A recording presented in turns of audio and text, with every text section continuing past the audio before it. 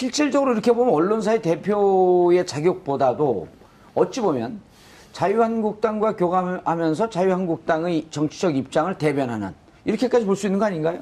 그렇습니다. 이게 똑같은 일이 사실은 KBS에서 2011년에 있었어요. 예. 그게 도청 사건입니다. 민주당 도청 사건. 아, 그랬네요. 그게 KBS 수신료를 인상할까 말까 마지막 민주당 최고위원회 회의를 예. 한나라당 말진 기자가 가서 은밀히 도청하지 않았는가라는 의혹 사건인데 의혹이 있었고요.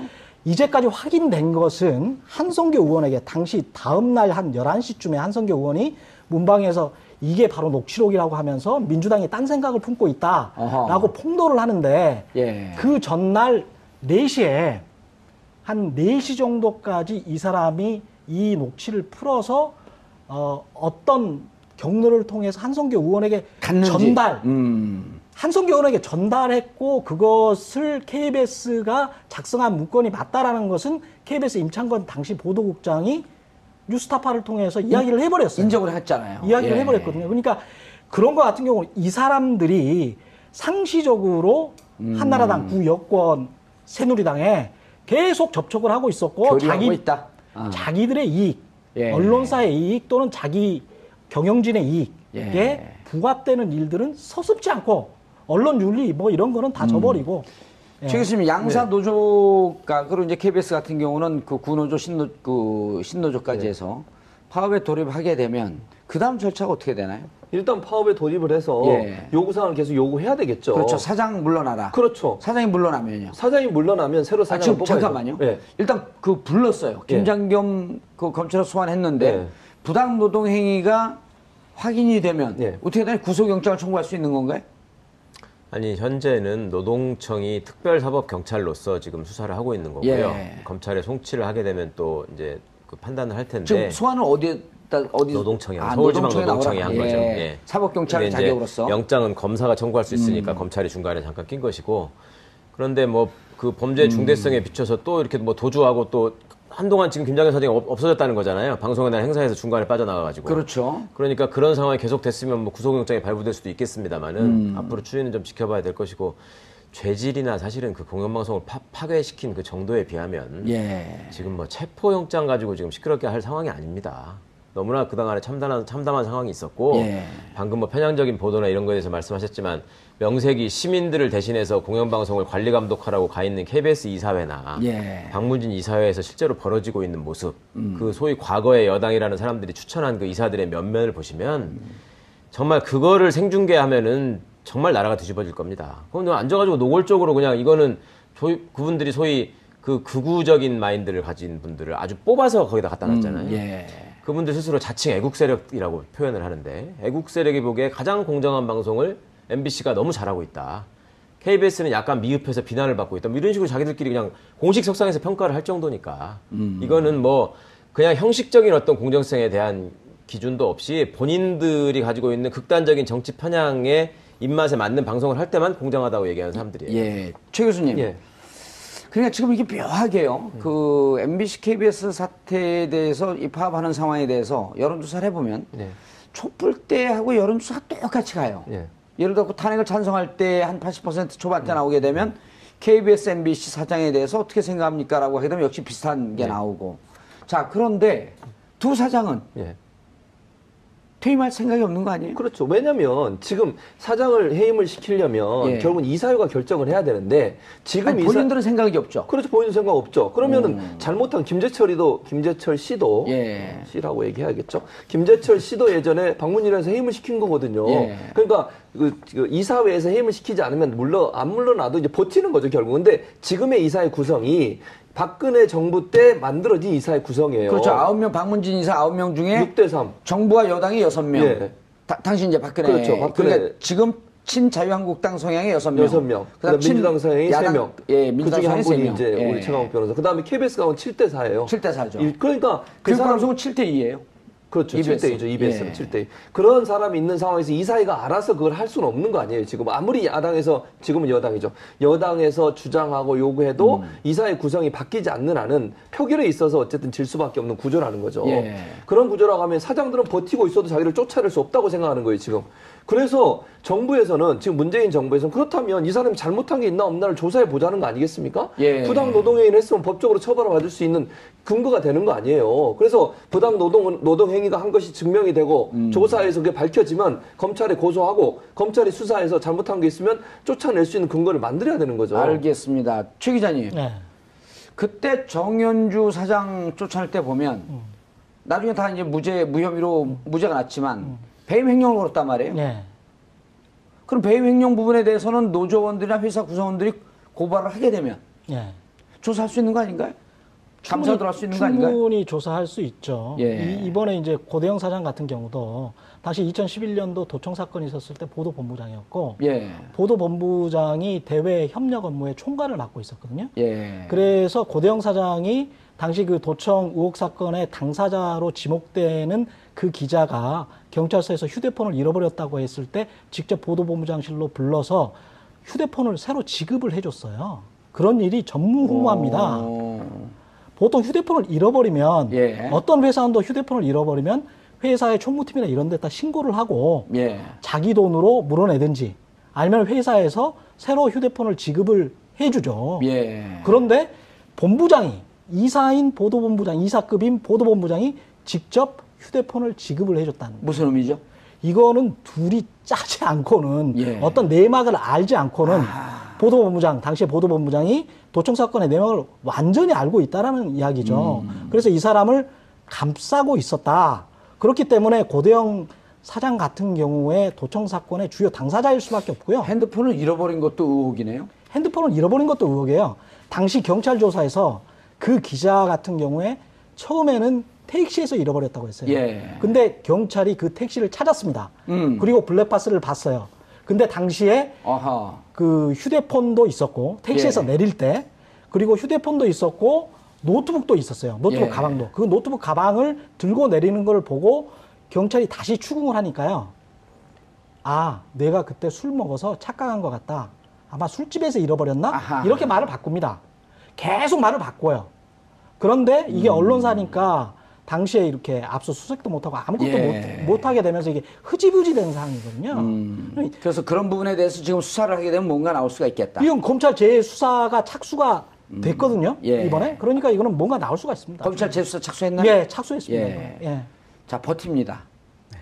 그동안 뭐 하셨어요, 박문진 이사님? 버티는 꼴을 보고 있었죠. 자, 버티면 대책이 없는 거 아니에요? 그러니까 이걸 바라보고 있는 많은 공영방송이 정상화되길 바라는 많은 시청자나 국민들이 답답해요. 이게 어떻게 하는 거지, 그 다음에? 법대로만 하면은 사실은 뭐 그렇게 어려운 일은 아닙니다. 예. 워낙 불법적이고 위법한 행동들을 많이 해왔었기 때문에 지금 공영방송에서 지금 도청 얘기를 하면서 거기 언급되고 있고 무슨 수사 대상이 닿다는 것 자체가 세계 우리나라 수준 정도 되는 나라에서 어디 이런 나라가 있겠습니까? 아, 근데 창피한 걸 모르는 사람들 아니에요? 물론이죠. 예, 그거 하나로 여기까지 온 분들인데, 예. MBC의 경우도 무슨 이메일 해킹부터 시작해가지고 고해상도 CCTV로 감시하는 거나 아주 수준이 정말 회사 내 블랙리스트가 존재하는 거나. 그럼요. 예. 입에 올리기 어려울 정도의 그런 짓들을 남발해왔고, 예. 그 배경에는 항상 권력의 핵심이 우리의 뒷배다라는 믿음이 있었기 때문에 가능했던 일이거든요. 그러니까 지금 무슨 우병우, 최순실 국정농단 이거를 얘기하는 수준으로 예. 이것도 똑같은 과정에서 보시면 결국 의지를 가지고 수사를 해서 불법 여부를 확인하게 되면 이 사람들은 그 자리에 진짜 오늘이 아니라 그전부터도 하루도 있어서는 안 되는 예. 사람들이었습니다. 근데 문제는 자, 검찰이 인지사건으로 수사를 하든지 네. 아니면 구성원들이 노조에서 고발을 하든지 수사를 해야 하는데 이른바 이제 그 자유한국당에서 이게 언론 탄압이다. 네. 언론에 재갈을 물리려고 한다. 입맛에 맞는 언론을 만들려고 한다 하면서 국회 보이콧하면서 저항을 같이 하고 있잖아요. 그러니까 깨어있는 시청자들의 눈을 이 사람들이 전혀 두려워하지 않는 거예요. 아까도 도둑놈이 몽둥이를 잡았다라고 말씀드렸는데 옛날 말로 적반하장이라는 말이 지금처럼 정확하게 들어맞는 경우가 없습니다. 예. 정말로 이분들 하는 행동을 보면 과거에 자기들이 뭐라고 했는지 한 번이라도 좀 읽어보고 좀 얘기를 했으면 좋겠어요. 예. 최 기자님. 자, 오늘부터 시작했어요. 그리고 어제 방송 보니까 그 암 걸린 그분 누구죠? 이용마 기자. 이용마 기자님. 아, 그러니까 그 언론 이 상황이 없었으면 그 얼마나 스트레스 받았나 하는 생각하니까 정말 계속 눈물이 나던데 지금 이제 그런 언론의 정상화, 민주 언론, 공영 언론을 위해서 싸우다 그런 피해가 이제 다시 있으면 안 되는 거 아니에요? 그렇죠. 그러면 가시적인 결과를 어떻게 갈지 이렇게 가겠습니다. 그리고 이렇게 갈 겁니다라고 하는 것을 국민들에게 반드시 얘기를 해줘야 되잖아요. 근데 기본적인 보도를 할 수 있는 그런 방송사가 됐으면 좋겠어요. 그러니까 가령 이제 지난번 대선 같은 경우도 홍준표 후보가 가령 문재인 후보에게 김정은을 옹호하는 좌파 뭐 이런 후보 뭐 이런 식의 이야기를 했거든요. 근데 이제 그런 어떤 증거도 없고 정치적인 흑색선전, 특히 이제 그 나라의 역사에서 유래된 사람들이 잘못 가지고 있는 편견을 계속 자극하는 혐오 발언 같은 성격의 그런 발언들을 그렇게 책임 있는 정치인이 하면 방송이 그거를 제지를 하고 엄격하게 비판을 해야 맞아요. 이번에 트럼프 대통령도 KKK 관련해가지고 제대로 비판을 못했다고 미국 언론으로부터 혹독한 비판을 받았거든요. 그럼 방송사까지 포함해서 그랬었습니다. 근데 우리나라 방송 같은 경우는 기계적 중립, 50대 50. 여기에 너무 매몰돼 있다 보니까 제대로 된 공정보도라는 게 정의를 위한 공정보도인 것이고 시시비비를 가려주는 공정보도가 돼야 되는데 그걸 전혀 못하고 있단 말이죠. 그러니까 기본으로 돌아가야 된다는 겁니다. 그쪽으로 돌아가는데 보는 분들은 너무 추상적이고 어떻게 구체적으로 그러니까 오늘부터 파업이 시작이 됐어요. 그럼 그 다음에 어떻게 되지? 언제쯤 끝나지? 그리고 우리가 뭘 해야지? 이런 게 이제 궁금한 거거든요. 일단은 기약 없는 싸움인데요. 그래도 사장은 바뀌어야 되고요. 그 다음에 사장이 바뀐 다음에는 이사회가 한 1년 정도 남았는데요. 이사회들이 바뀌어야 됩니다. 그리고 아까 이제 최 변호사 말씀 따르면 지금 박문진 이사이면서 지금 법적으로 이거 파고 들어가면 감사를 안 되든 조사를 하게 되면 차고도 넘친다, 이 불법적 행위가. 그렇죠. 이런 걸 국민들은 해주기를 원하는 거 아니에요? 그렇죠. 그런 것들을 차근차근 지난번에 사실 이명박 정부 때도 정현주 사장을 불법 해임시킬 때도 사실은 이사들을 교체하고 이사장을 교체하면서 정현주 사장을 불법 해임시킨 거거든요.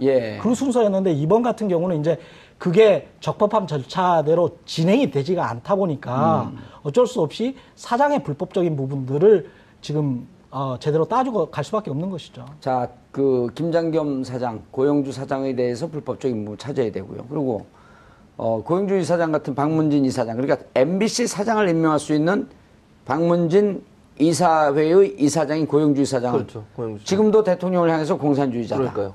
그럼 명예훼손 아니에요? 그건 저는 그래서 저한테 묻지 말고 뭔가 해야 될 거 아니에요. 그래서 법적으로 저는 지금 재판 받고 있지 않습니까, 그 사람? 그렇죠. 그래서 거기서 재판이 제대로 나와야 된다고 생각해요. 정말 근거도 없이 그런 얘기를 하고 저한테도 제가 늘 말씀드리잖아요. 해병대에서 정훈장교 한 사람한테 종북이라고 이렇게 비판하는 사람들. 누가 정훈장교였어요? 제가요. 해병대에서 7년씩이나 하고 제가 대위로 전역했는데 어쨌든 그런 식으로 말도 안 되고 근거도 없는 얘기를 하는 사람들을 그냥 묵인하고 지나왔지 않습니까? 그러면서 본인이 지금도 반성 안 하고 지금도 그런 얘기를 하는데 법적으로 뭐 명확하게 처벌을 내려야 돼요. 그래서 저 사람이 그러니까 지금 뭐 박문진 이사의 조건에는 특별히 그게 지금 없는데 법적으로 처벌을 받게 되면 그걸 근거로 해서라도 이 사람을 해임시킬 수 있는 어떤 뭐 자리를 어떤 기회가 될 수 있지 않겠습니까? 그리고 지금 이 MBC 사장 같은 김장겸이도 지금 현재 노동부에서 조사해서 불법행위 있으면 검찰에 고소한다 하잖아요. 그럼 검찰이 적극적으로 조사해서 불법행위 찾아내야죠. 그리고 몰아낼 수 있는 기회를 만들어야 되는 거죠. 알겠습니다. 그런데 뭐 그 범죄 중대성에 비춰서 또 이렇게 뭐 도주하고 또 한동안 지금 김장겸 사장이 없어졌다는 거잖아요. 방송에 대한 행사에서 중간에 빠져나가가지고. 그렇죠. 그러니까 그런 상황이 계속됐으면 뭐 구속영장이 발부될 수도 있겠습니다만은 앞으로 추이는 좀 지켜봐야 될 것이고 죄질이나 사실은 그 공영방송을 파괴시킨 그 정도에 비하면 지금 뭐 체포영장 가지고 지금 시끄럽게 할 상황이 아닙니다. 너무나 그동안에 참담한 상황이 있었고 방금 뭐 편향적인 보도나 이런 거에 대해서 말씀하셨지만 명색이 시민들을 대신해서 공영방송을 관리 감독하라고 가 있는 KBS 이사회나 박문진 이사회에서 실제로 벌어지고 있는 모습 그 소위 과거의 여당이라는 사람들이 추천한 그 이사들의 면면을 보시면 정말 그거를 생중계하면은 정말 나라가 뒤집어질 겁니다. 그럼 앉아가지고 노골적으로 그냥 이거는 그분들이 소위 그 극우적인 마인드를 가진 분들을 아주 뽑아서 거기다 갖다 놨잖아요. 그분들 스스로 자칭 애국 세력이라고 표현을 하는데 애국 세력이 보기에 가장 공정한 방송을 MBC가 너무 잘하고 있다. KBS는 약간 미흡해서 비난을 받고 있다. 뭐 이런 식으로 자기들끼리 그냥 공식 석상에서 평가를 할 정도니까 이거는 뭐 그냥 형식적인 이야기를 해버렸어요. 인정을 했잖아요. 이야기를 해버렸거든요. 그러니까 그런 거 같은 경우는 이 사람들이 상시적으로 한나라당, 구여권, 새누리당에 계속 접촉을 하고 있었고 있다. 자기들의 이익, 예. 언론사의 이익 또는 자기 경영진의 이익에 예. 부합되는 일들은 서슴지 않고 언론 윤리 뭐 이런 거는 다 져버리고. 예. 최 교수님, 양사 노조가, 그리고 이제 KBS 같은 경우는 그 구노조, 신노조까지 해서 파업에 돌입하게 되면 그 다음 절차가 어떻게 되나요? 일단 파업에 돌입을 해서 요구사항을 계속 요구해야 되겠죠. 그렇죠. 사장 물러나라. 그렇죠. 사장이 물러나면요. 사장이 물러나면 새로 사장을 뽑아야죠. 잠깐만요. 일단 그 불렀어요. 김장겸 그 검찰에 소환했는데 부당 노동 행위가 확인이 되면 어떻게 되나요? 구속영장을 청구할 수 있는 건가요? 아니, 현재는 노동청이 특별사법경찰로서 지금 수사를 하고 있는 거고요. 검찰에 송치를 하게 되면 또 이제 그 판단을 할 텐데. 지금 소환을 어디 노동청이요. 서울지방노동청이 한 거죠. 사법경찰 자격으로서. 영장은 검사가 청구할 수 있으니까 검찰이 중간에 잠깐 낀 거죠. 6명. 그다음 민주당 상행이 3명. 그 중에 한 분이 이제 우리 최강욱 변호사. 그다음에 KBS 가면 7대4예요. 7대4죠. 그러니까 그 방송은 7대2예요. 그렇죠. 7대2죠. EBS는 7대2. 그런 사람이 있는 상황에서 이 사회가 알아서 그걸 할 수는 없는 거 아니에요. 지금 아무리 야당에서, 지금은 여당이죠. 여당에서 주장하고 요구해도 이 사회 구성이 바뀌지 않는 한은 표결에 있어서 어쨌든 질 수밖에 없는 구조라는 거죠. 그런 구조라고 하면 사장들은 버티고 있어도 자기를 쫓아낼 수 없다고 생각하는 거예요, 지금. 그래서 정부에서는, 지금 문재인 정부에서는 그렇다면 이 사람이 잘못한 게 있나 없나를 조사해 보자는 거 아니겠습니까? 부당 노동행위를 했으면 법적으로 처벌을 받을 수 있는 근거가 되는 거 아니에요. 그래서 부당 노동행위가 한 것이 증명이 되고 조사에서 그게 밝혀지면 검찰에 고소하고 검찰이 수사해서 잘못한 게 있으면 쫓아낼 수 있는 근거를 만들어야 되는 거죠. 알겠습니다. 최 기자님. 그때 정현주 사장 쫓아낼 때 보면 나중에 다 이제 무혐의로 무죄가 났지만 배임 횡령을 걸었단 말이에요. 그럼 배임 횡령 부분에 대해서는 노조원들이나 회사 구성원들이 고발을 하게 되면 조사할 수 있는 거 아닌가요? 어떤 공정성에 대한 기준도 없이 본인들이 가지고 있는 극단적인 정치 편향의 입맛에 맞는 방송을 할 때만 공정하다고 얘기하는 사람들이에요. 최 교수님. 그러니까 지금 이게 묘하게요. 그 MBC, KBS 사태에 대해서 이 파업하는 상황에 대해서 여론조사를 해보면 촛불 때하고 여론조사가 똑같이 가요.